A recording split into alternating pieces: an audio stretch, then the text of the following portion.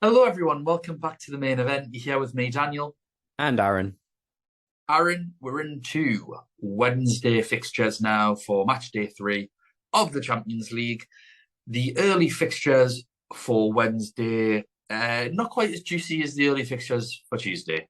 We'll start with let's start with Leipzig versus Celtic because I think there's actually some options that we can go for here. Two teams that aren't great defensively, but are pretty good going forward. Leipzig with the home advantage, which is massive compared to if they were playing away.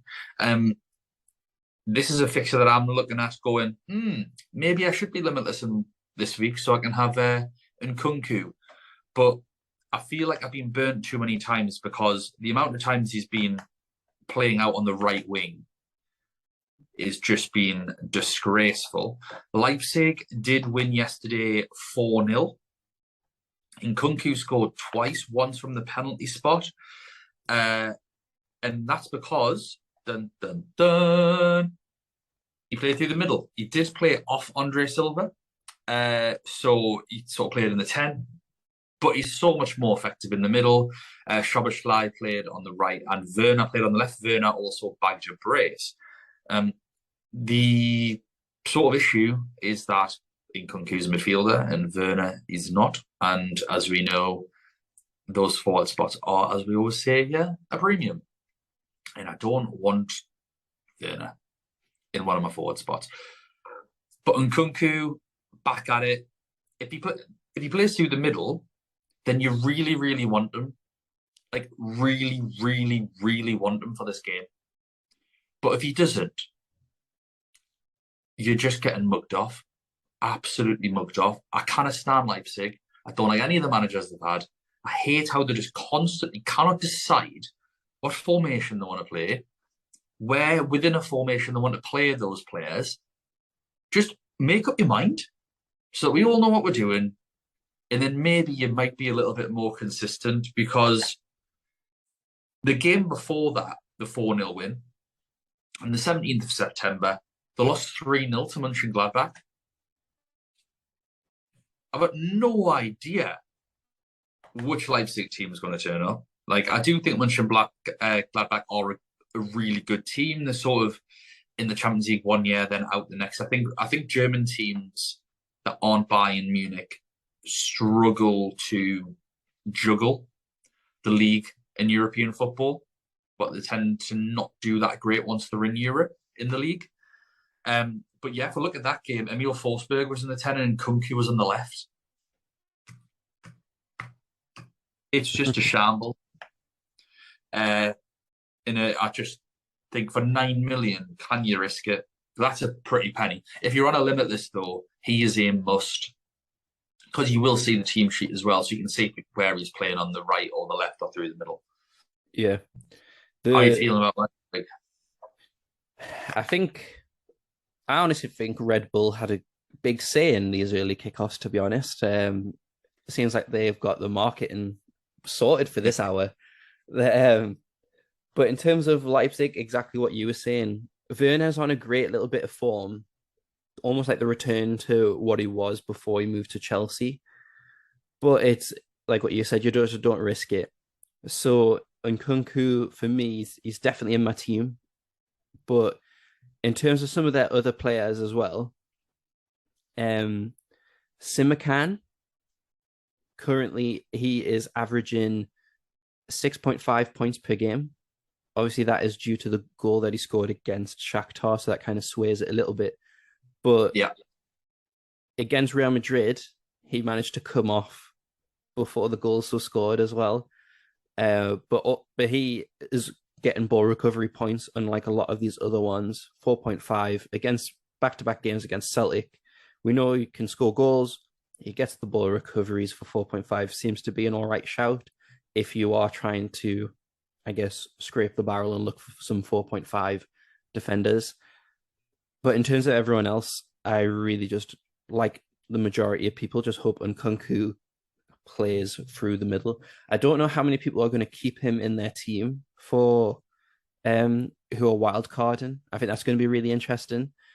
I know he's in a lot of people's team last week, and before, but a double up against Celtic that's just too good of an opportunity to turn down. It's going to be interesting to see who keeps him. Yeah, totally agree. And then you can transfer him out for the Real Madrid game. I think if you're having a wild card, it's hard. It is hard to get everyone in, especially when you've got those Bayern Munich lads. We're saying, oh, double Napoli, or you got Kudus, who you've pretty much got to have in. Like, it's hard just to fit everyone in at this stage. It's really good the game this year in terms of forward and midfield options are like just a plenty. Normally we'll feel like we're struggling for a few weeks, and then there's a very clear template. Like last year, we knew you just had to have Danjuma, Salah, Goncalves. You just like get them three in; they're going to get you points every week. On to Celtic. They have a couple of injuries in defence as well. So they don't even have like their starting centre backs, I don't think, for this game. They certainly weren't there at the weekend, and it was because of injury. So Welsh and Jens are playing. They did win 2-1 with 10 men. Furuhashi, again, who is a midfielder on the game, 7 mil, I think he is, playing up front. Another goal. Jota didn't do much in this game, but I do think he's still a good pick. So yeah, I think there's still room for Celtic players, especially with Leipzig, and they're not great. So I think Jota and Furuhashi are really good options still for the price points as well. But it's really hard to think outside of Nkunku right now. Totally agree. Now on to the other Red Bull team. Yep, on to the other one. I mean, I don't think do we need to say much about this one. I don't think people are targeting this game, to be honest, but just kind of as a prediction, I guess. Salzburg are looking to, I guess, they've drew both of the first 2 games. Great draw against Chelsea. Dynamo Zagreb, great win against Chelsea. So I think this is going to be a really interesting game because whoever wins both these back-to-backs has a really good chance of going through, depending on what the Chelsea-Milan doubleheader ends up being. If either Chelsea or Milan win both games, one of these 2 teams have a great chance of going through to the knockouts. Zagreb just look really, really organized and really difficult to beat. I agree. Salzburg love to draw 1-1. Yeah. Absolutely. The last 3 results have been 1-1. And then before that, they won 3-0, and before that, they drew 1-1. So maybe it's got 1-1 written all over this. I think obviously Okafor, out of position midfielder, is up front, is hot on people's sort of list. I think there's too many midfielders to get, and I wouldn't be prioritizing him personally. And then for Zagreb, I do think it would be a bit remiss of us to not mention Orsic, because he scored in both games. I don't think he's a player that you can fully ignore. It's just, again, how do you fit him in? How do you fit him in? That being said, Salzburg do look like they could concede every game. They have been conceding every game. Can't remember the last time they kept a clean sheet. So it's an interesting one where you'd quite like a little punt on a player from each team from this game. I think it could come off for you, but where does that fit in the grand scheme of things? The two types of players that you're just thinking, well, where do I go from here, and how long do I keep them in for? And then obviously knowing that they have to face Milan, Chelsea after that, you're like out of there. Yeah. Speaking of Milan versus Chelsea, we've got Milan versus Chelsea next. So Milan's your team, so we may as well let you have the floor with that one, Aaron. I'm not too optimistic about this one, to be honest. Great win on the weekend, the fact that they were able to do that, but I think it's well known that there's a bit of an injury crisis happening at AC Milan at the minute, thanks to the international break, but also just in general. Same happened last season as well. So going through all the players that are missing, well, during the last game, Calabria stretchered off. So that's the starting right back out. Kier, thigh issue. Salamakers sprained his knee. So they all came in the last game. Before that, Mignan injured. Messias, Theo Hernandez, Origi, Ibrahimovic, and Florenzi all injured. So, which means that probably Dest is going to be the right back. So if Chilwell is starting, probably not, but that's a great shout. Sterling, I think his appeal goes up, but AC Milan risk not being able to even have a full bench for this game, and having 14 to 15 senior players actually make it to this game. This is absolute gold dust for Chelsea, which just always seems to happen this way for Chelsea. It's really annoying. They're not gelling yet. I mean, good win against Crystal Palace, but Graham Potter hasn't had enough time with the team yet. So, but I think with it being in London, I think this is all Chelsea, to be honest. Doesn't fill me with confidence. Giroud maybe against his old team, but you're not going to have him in your team over a few of these forwards. Yeah. I think Leao is probably the best shout, but him against Reece James, I think Reece James is good enough to be able to hold him in check. Yeah. I don't really fancy players from either team for this game. I just think the two good teams that aren't really getting the best out of themselves yet. Don't know who to target. Obviously, if you've got Reece James, I think that's pretty sound. Just because you know what he can do going forward. Although I think he's had not on a personal level in terms of I think his performances have been good this season, but from a fantasy points perspective, I think it's been really disappointing. I don't think you need any Chelsea players or any Milan players at all for their prices and positions. If Leao's a midfielder, that's a different case, but he's a forward. You just wouldn't target this game anyway. If they were both playing class, you wouldn't target them. Yeah, because it's tough teams. So no, definitely not. And if you're on a wild card, a limitless, definitely not. I mean, the only one that I think you could possibly go from on a limitless is Sterling. He is it's just too risky. Yeah. The only person that I'm genuinely rooting for, obviously supporting AC Milan, but that I'm genuinely hope does well is Tomori. His return to Stamford Bridge. I hope because I think Gareth Southgate will be there, and I hope he absolutely just destroys Aubameyang, Havertz, and just shows how good he actually is. Yeah. Watch him make loads of mistakes, Harry Maguire style. I'll be like, ugh. Yeah.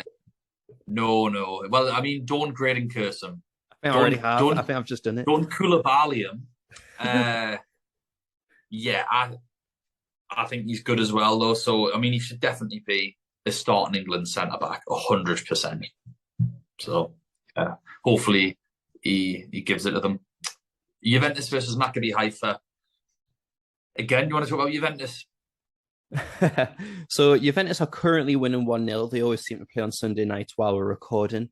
And also the person who we were all kind of targeting for this game, Kostic, was the goal scorer. He is a 5.5 million defender against Maccabi Haifa, playing as a left winger. Other than him, I don't know who you can really go for. I mean, Alexandro is finally back as the starting left back, so that helps give it a little bit of solidity. But honestly, this game is still going.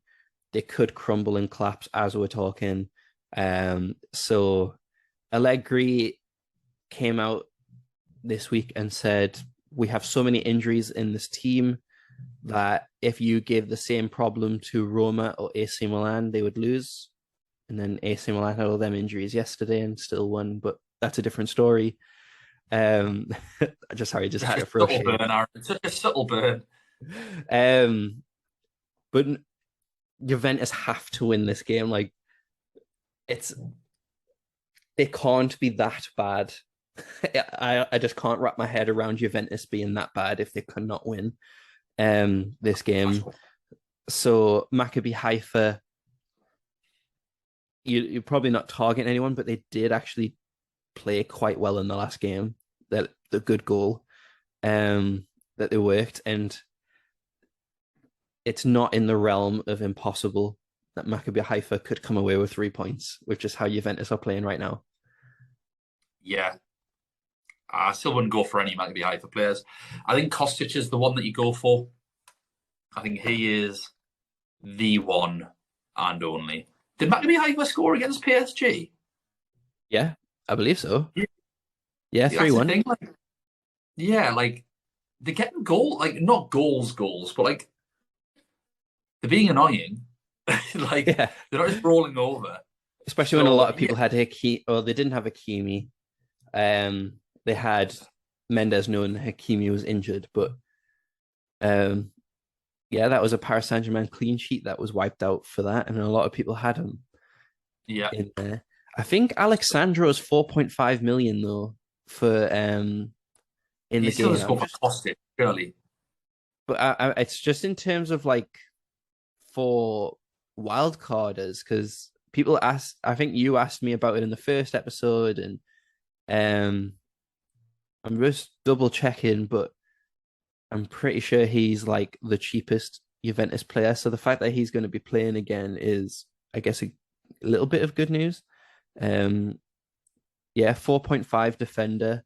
And I'm just checking. He may have got the assist for Kostic, but 4.5, he's another one if people need him for their wild cards and want to stack the premiums. Correct. But do not start with confidence. I think he is literally a sub on if your defender got 0 or 1 point. Yeah.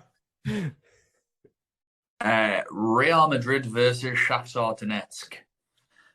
So Shakhtar absolutely smashing it at the weekend. I think, like I said earlier, or maybe in the previous podcast, I think Real Madrid might be playing as we speak.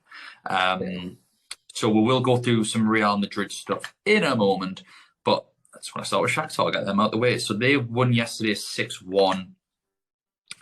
And it is important to talk about them just because of the players, basically, because a lot of us have Shakhtar players. So Mudryk started, played the whole game, and then with 6 goals, didn't score 1. So, pardon the pun, but in the mud. And then, even worse, is Shved didn't come on at all. He was on the bench, I believe. Oh, no, he did come on. He came on, but still, that's not great. He obviously didn't score, do anything like that. Lassina Traore did get one off of the bench. So, yeah, the 2 players that everyone sort of went for, one didn't even start, and the other one didn't do much, got a yellow card, and that was about it. So, that's interesting. I do think that maybe if you do have one of those Shakhtar players, as you put it last week, you could get rid of them. I think that could be a really easy move. I wouldn't be going for Shakhtar players away to Real Madrid necessarily. However, Real Madrid do have Courtois injured. So it looks like, is it Lunin? I think that's his name. Yep. He's going to be starting, 4 million goalkeeper.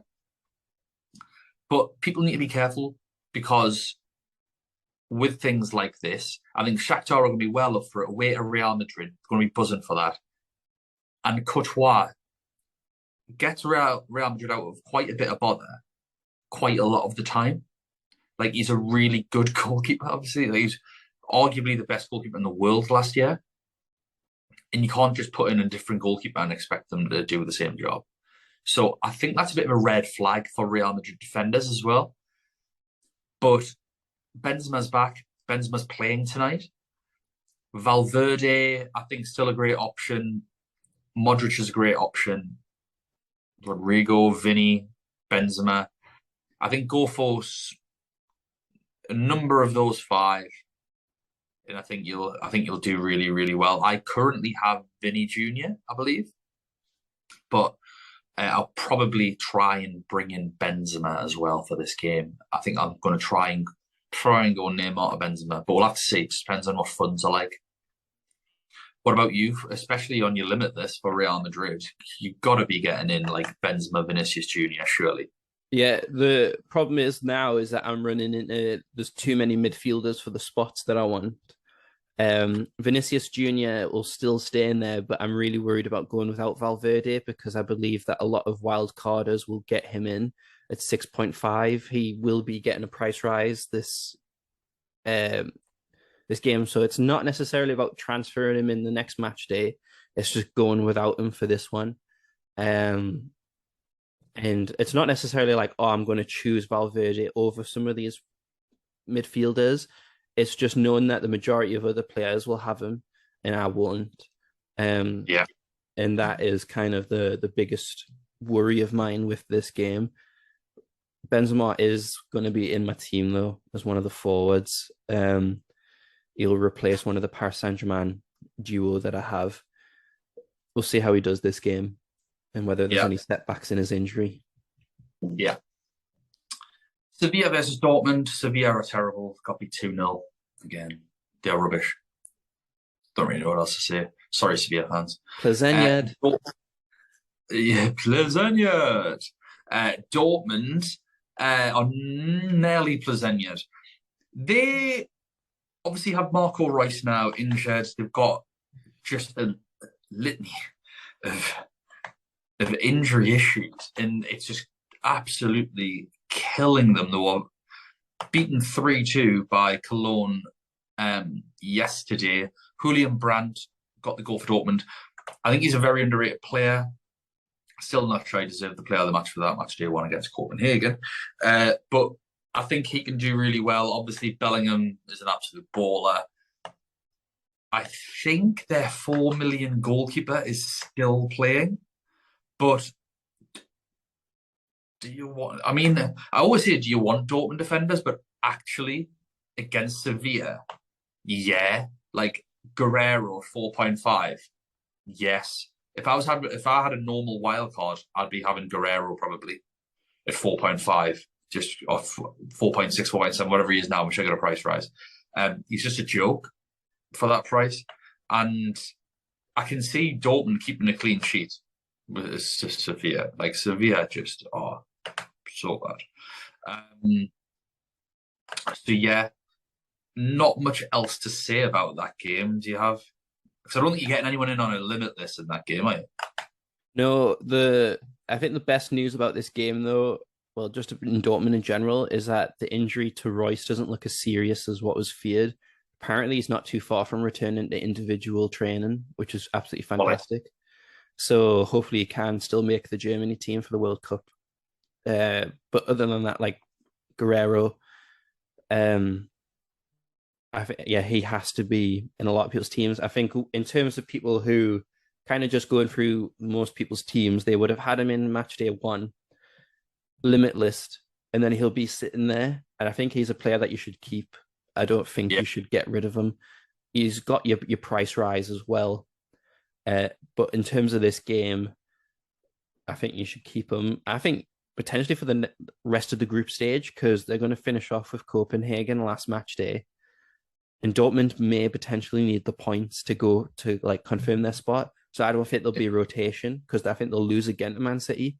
So I think that not as much of risk of rotation, injuries permitting, of course. Yeah. And yeah, I just think he's going to be absolutely fine that you can just not play him against Man City. You don't have to put him in. Yeah, exactly. Benfica versus PSG. So PSG are just too good, far too good. Won again at the weekend, 2-1 against Nice. They also won on the 18th of September against Lyon. So I just want to bring that up because Lyon are a good team. Mbappe, I believe, was he benched and came off the bench board? Yeah, I thought that I'd watched that right. Hugo Ekitike getting a start. Messi with another goal. But I think it is Mbappe. Just knowing that he was rested. Yeah. Um, I think that Messi, I think that's fine, but I think the Neymar train's slowing down. yeah. I think the biggest problem with this game is that obviously Hugo Ekitike, I don't know if that's how you pronounce it, Newcastle target in the summer. He had tons of opportunities handed to him and he scuffed every single one of them. And when Nice actually looked like they were going to come away with the draw, that's when they brought in Mbappe. They ideally didn't want to play Mbappe in this game at all. But I don't think that I think that's just one of the things that was deceiving about obviously the amount of chances that Hakimi, Messi, and Neymar actually created. And it was just unfortunate that it didn't work out. It's great to see Bernat playing again after his horrific injury last season. I don't know if he's actually on the app yet because he wasn't when we first started recording this season. But Nuno Mendes, I think a lot of people may still have him. Hakimi, people potentially had him on a limitless. In terms of my limitless against Benfica,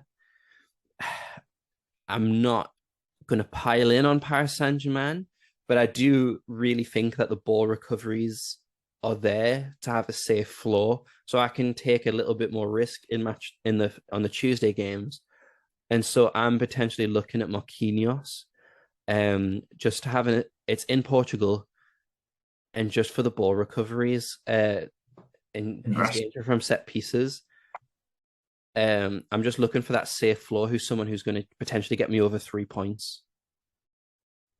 That's interesting. That is interesting. But I just think on a limitless, you need to be. I just don't think that a limitless chip is something to be looking at safe floors.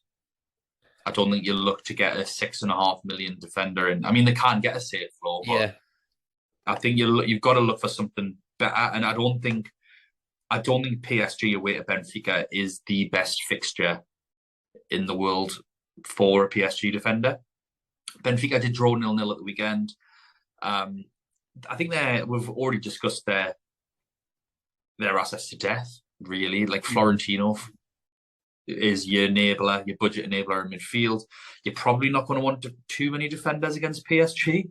Otamendi might be one for ball recoveries, but again, I wouldn't get him on a limitless. It's just if you've got him, you could keep him because I think he's got a safe-ish floor. The problem is with that is, like, obviously we're all expecting PSG to score, so it seems a bit crazy.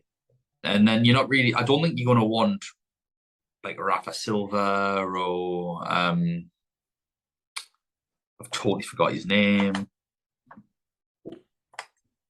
What's our boy up front called again? I've totally Ramos. Just Ramos. I'm so tired. Totally blanked on his name there. Yeah, Ramos. Like we mentioned it earlier. Forward spots are at a premium. Probably not the best set of fixtures when other teams have got some absolute worldies. Like you're going to want Benzema, Mbappe, then Haaland probably. That's probably everyone's front three. And if you were going to go for someone that wasn't one of them, you're probably going to go for someone like Yoshikala, who's cheap. Or Lewandowski, yeah, absolutely. So like, I just kind of pointless talking about forwards too much.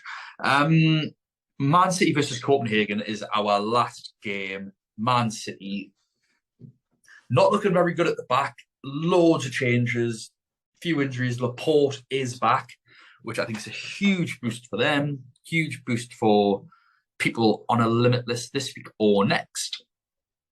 Now, this is obviously one of the reasons why I want to limitless in Matchday 4 is so I could have that early team news because I do think it matters. But for Man City versus Copenhagen, you've got so many choices.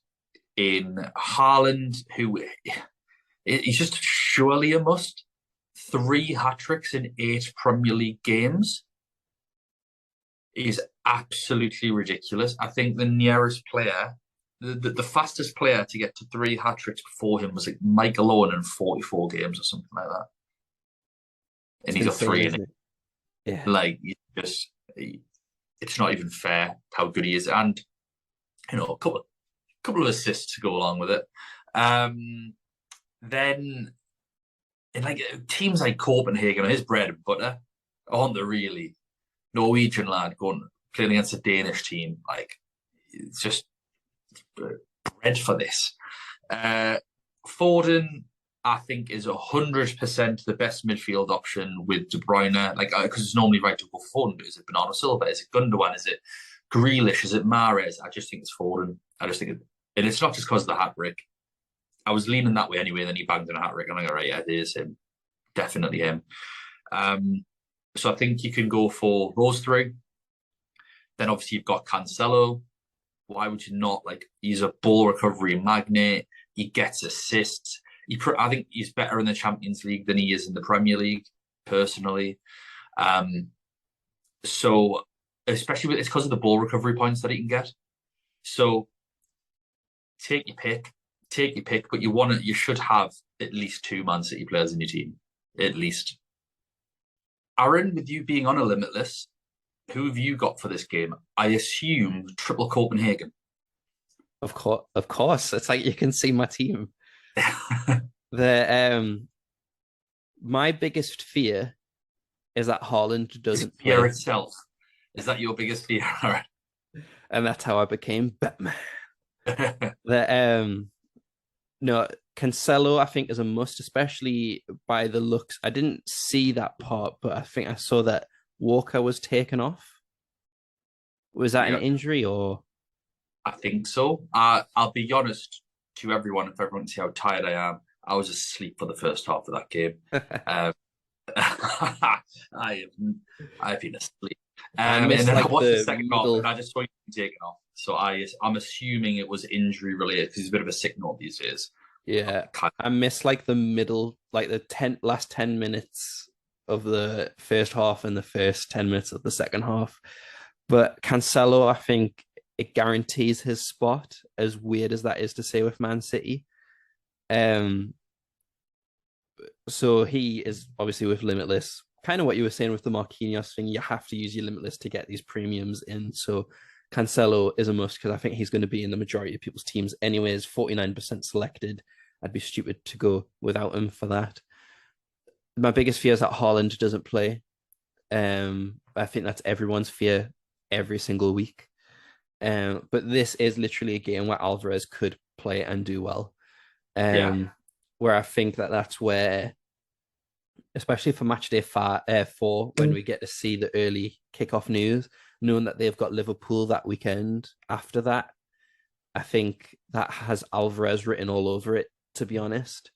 But whenever I've seen people panic about this, my whole thing is that Haaland doesn't actually have to get too involved with attacking phases of play. Like, I think when in his first 100 touches, he's only just passed that before this game, and he had scored like 10 goals or something. So the fact that he got 5 matches in and he's only had 100 touches of the ball, it shows that he's basically going around and just having jogs and the occasional sprint, which means that like his usage isn't actually that high. So I'm a bit conflicted because when I see people on like FPL Twitter say Haaland could be rotated and stuff like that, my instant reaction is that he's actually not getting used that much. He's literally on the field to be a presence, and he's there when he's needed. He's not like a Harry Kane who will drop really, really deep to just play like loads of passes before getting into the box, just to be on the ball. Which is kind of what Sergio Aguero got into the habit of doing, where if he didn't get the ball, he would come back to come and pass, and Pep would be like, "What you doing?" Like Gabriel Jesus would be very similar, except for him getting played on the wing. So I see that point of view, and I see FPL Twitter being like, and that's what I'm saying in response to that. He's not getting used. But when I'm doing a Limitless, and this is on the Wednesday, 8:00, and I'm stuck with it, I'll sub him on for someone else. That's when I'm playing tricks with my own mind. Are you going to go without Haaland on a Limitless? I would say it's 60-40 to go without at the minute. Wow. So who are your 3 forwards at the minute? Um, at the mid, like in my most recent drafts, Haaland's in there, but I'm just very scared that he's not playing. But Haaland's If Haaland wasn't there, it would be Mbappe, Lewandowski, Benzema. I think they're the best three, other than Haaland anyway. Yeah. So it's and just because I'm still not a massive risk taker in these type of games, as we've clearly just found out when I was talking about Marquinhos over Hakimi, like it's just that fear that he might not play. If he does Yeah. play, I am absolutely screwed, and I can just write this season off because I've played both chips, and that's me done. Yeah, I'll, I think but if I have him in my team and he doesn't play, I'm in the same boat as everyone else. If I have him and he does play, I can get the same points as everyone else. It's just nerve wracking because this should ideally be a game that Alvarez could play and get minutes.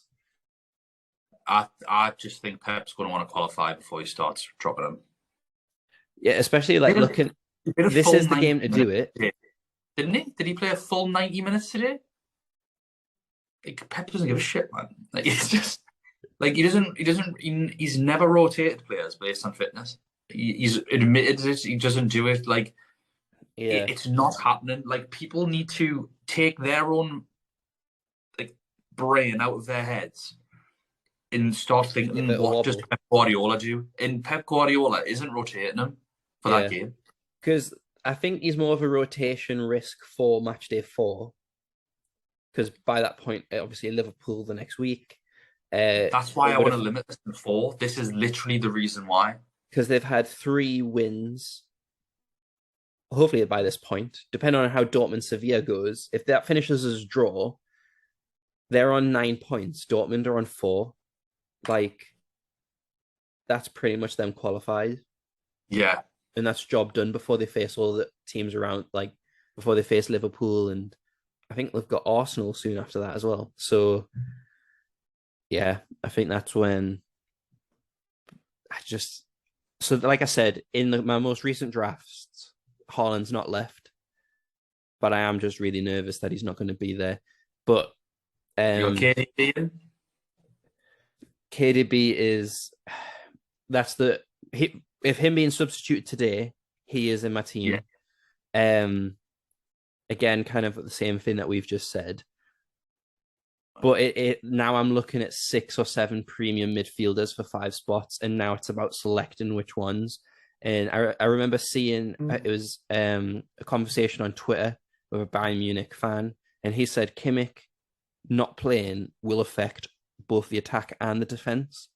Yeah, I agree. But I might stupidly have to drop Sane or Musiala. With the Kimmich factor being gone, just with how Nagelsmann plays. I'm shuffling with like 7 midfielders because you've got. I'll go through these and then we'll talk about Wildcard. But obviously the players that we're looking at: Vinicius Jr., Salah, Son, Sane, Musiala, De Bruyne, and then who else was I looking at? They've not on my screenshot at the minute. But Mane? Wasn't Mane. Mane wasn't there, but he is still a very good shout. Valverde? I don't know if he would be on a limit list though, would he? I don't think I have Musiala on a limit list. I think I just go with Sane. I mean, I would have him in if, like, obviously if Kimmich was playing and you wanted the double up, that's totally different. But if you're saying that, like, you think because Kimmich isn't there, you only want one buy-in midfielder for argument's sake, then I'd go Sane over Musiala. I don't think you'd go. So you don't want both. Then that's 5. You've got 5 there. You've got your 5. Yeah. So it actually was Mane who I had listed. So So drop Mane. So it's now 6 midfielders for 5 spots. So I could do 5 different teams and drop a second Bayern Munich attack, or guarantee the points. And know that they're starting. Kevin De Bruyne starting that game. Yeah, De Bruyne. I think now that De Bruyne was subbed early, I think he'll definitely be in the game against Copenhagen. I think Foden will as well. And that's my worry. Now, Is also, does Mahrez play? Like, nah, no. but they're He's players that not I been probably very wasn't good. looking at.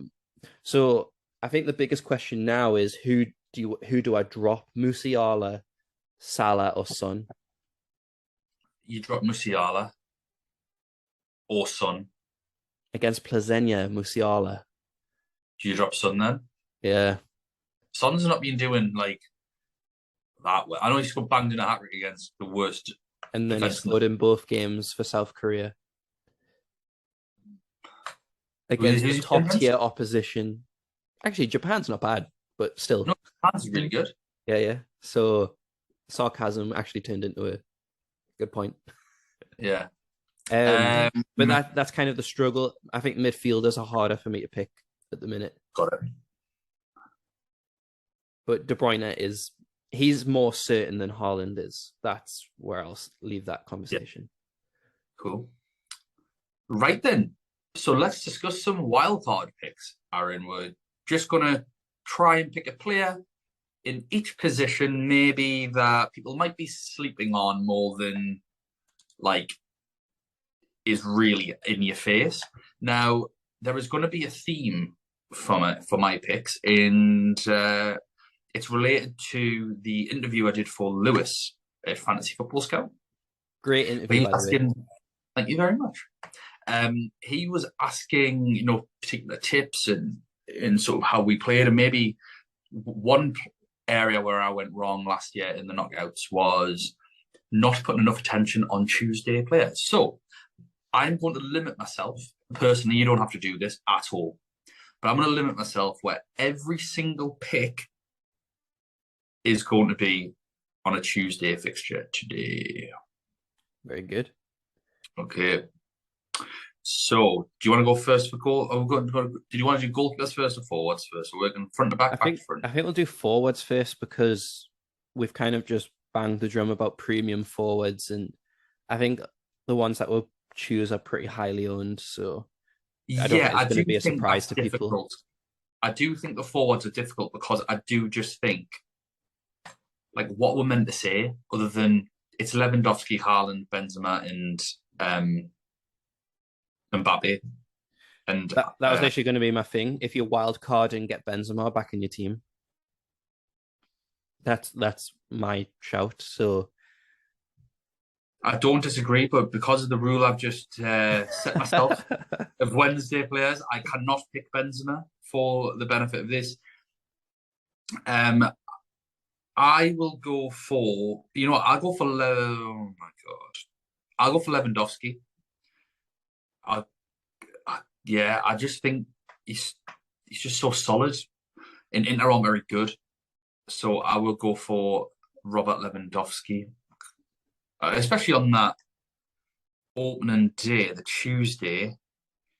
There's no other premium forwards playing that day, or Harry Kane, because like Mane is a midfielder, Muller's got COVID. So yeah, obviously you'd probably go Salah, but he's a midfielder. So yeah, no. On midfielders, you can go first. Okay, so trying to take some kind of budget into this. I'll pick a. Oh, actually, it's got a. There's two standout options. Oh, but I'm not allowed one because he plays on a Wednesday. So I'll go for Scott Olsen at Club Brugge, 6.5 mil. I just think he's at a really good price point where you can get in other premiums and be scoring goals in Atletico Madrid or conceding goals. So yeah, I think for a Tuesday player that isn't more Salah, then yeah, I'd go Scott Olsen. What about you? For me, I banged his drum earlier, so guaranteed Graydon curse coming. But I would say Anguissa for Napoli, 2% owned, 8.5 points per game.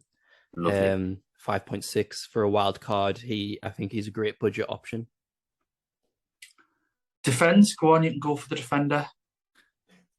For the defense, for some reason my app keeps absolutely freaking out, but for defenders, I'm not going to target a Tuesday game, but I do think that Kostic is with back-to-back Maccabi Haifa, I think he's probably the best shout for wildcard options. He's not highly owned yet.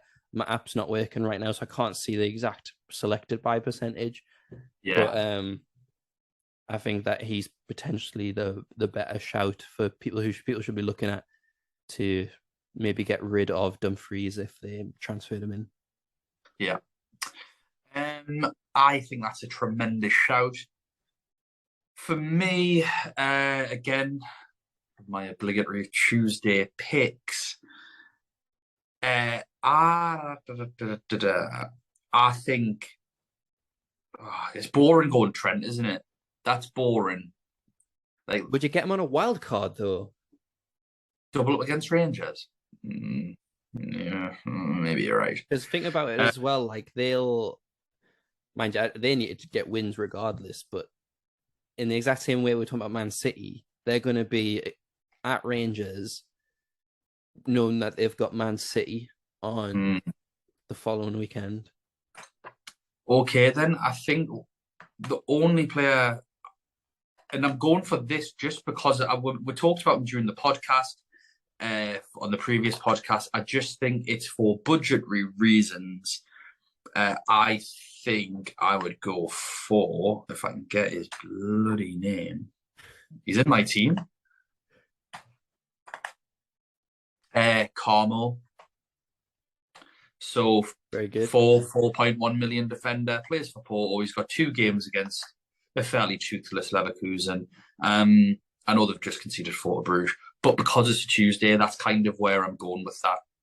That's like the perfect player, 4 million, and he's playing on a Tuesday. If he does rubbish, who gives a crap? Just take him out.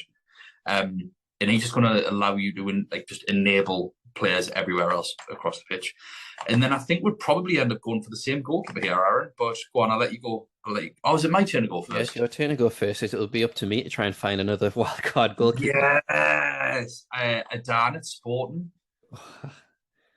I think you've sold me on that. I think that's for his price and how they're doing. Obviously, a little worrying with Porro and Quates missing at the weekend, but should be back. But early fixture, and again, 4.5 million. You can change that goalkeeper out for your Wednesday pick. So I think I'd be going for him in a wild card. And Sporting have been doing well. For me, pretty tough, but I don't want to say 2 Juventus players. I was about to say Szczesny. Oh God, no! Against Maccabi Haifa, just with how good he is at penalties. But I probably have to say, just in terms of longevity, you don't want to be making goalkeeper transfers later. So that's why I'm not going to say Szczesny. But I am going to go and say Edison. No, that's a terrible pick, Aaron. That is a terrible pick. Okay, in all seriousness. If you go for Edison, you've immediately blocked another Man City player.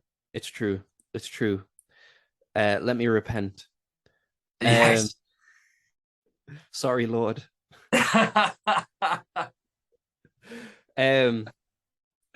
No, there isn't that many options, so you'd probably just say the Porto goalkeeper, who I cannot pronounce his name. Fair enough. I think, yeah, I mean, you went for another Tuesday pick there. Diego Costa. I can pronounce that. Costa, yeah, that's a really easy one to go for. I got confused with the Benfica one. Ah, right, okay. Oh, yeah. Yes. Yeah, that is confusing. If you want to rotate, I think you could go for Real Madrid's cheap goalkeeper, and you could go for Dortmund's cheap goalkeeper because they'll play Tuesday next week. So you just get a couple of bites of a cheap cherry there. AC Milan will be playing a 4 million goalkeeper as well. Chelsea. Yeah. Oh yeah, Maignan injured, isn't he? Yeah. So Chelsea they're not free flowing attacking just yet. I think Graham Potter will get them better. But just in terms of the rest of the group stage, he might be a good shout as well. Yeah, it's not great for goalkeepers this week. It's not. No. That's why Adan is such a good shout. I was like, we had to scrape that second option, didn't we, because of it? Yeah, I think that's a great show. And on that bombshell, thank you so much for listening, everyone. We are the main event. You can find us on Twitter at UCL Fantasy Pod. Obviously, if you're looking at us now, you can see that we're on YouTube. We are on Apple Podcasts, Google Podcasts, and Anchor, Spotify, anywhere else you find podcasts. Aaron, thanks so much for jumping on, as ever. Best of luck, everyone, for match day 3. I'll be jumping on a Spaces with Lewis on Monday, no doubt, I imagine. So hopefully we'll see you there for that as well. Take care, everyone. Best of luck. Bye now.